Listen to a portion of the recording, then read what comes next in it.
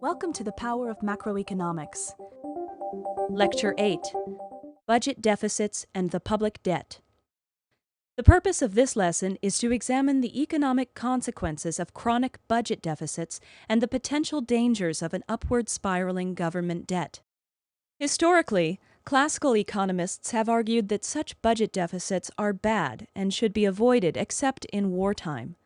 In contrast, Keynesians believe that, at least during recessions, budget deficits are a necessary byproduct of an expansionary fiscal policy. Nonetheless, both classical and Keynesian economists agree that chronic budget deficits, such as the nation has been experiencing, are undesirable. The important policy question is this: how big a danger are these chronic deficits and a collateral soaring national debt? In this lesson, we are going to look at the dark side of using discretionary fiscal policy, the deficits and debt that can occur when the government uses the fiscal policy lever to boost aggregate demand. To begin, let's put our discussion in its appropriate Keynesian context.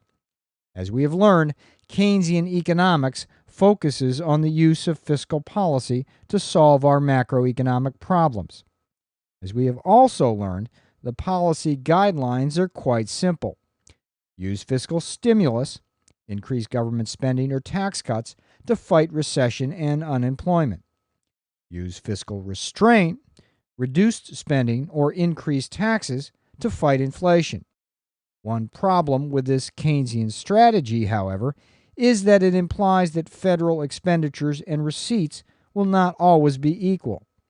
Indeed, when the government engages in fiscal stimulus, it typically is engaging in deficit spending, a situation in which the government borrows funds to pay for spending that exceeds tax revenues. The size of the resulting budget deficit is captured in this formula. Budget deficit equals government spending minus tax revenues. More generally, a budget surplus occurs when all taxes and other revenues exceed government expenditures for the year. When revenues and expenditures are equal, an increasingly rare instance, the government has a balanced budget. Now, when the government incurs a budget deficit, it must borrow from the public to pay its bills. In this case, it issues bonds, and the government debt, or the national or public debt, as it is also called, is simply the total dollar value of the bonds owned by the public. Put another way, this debt is simply the accumulated budget deficits minus the accumulated surpluses.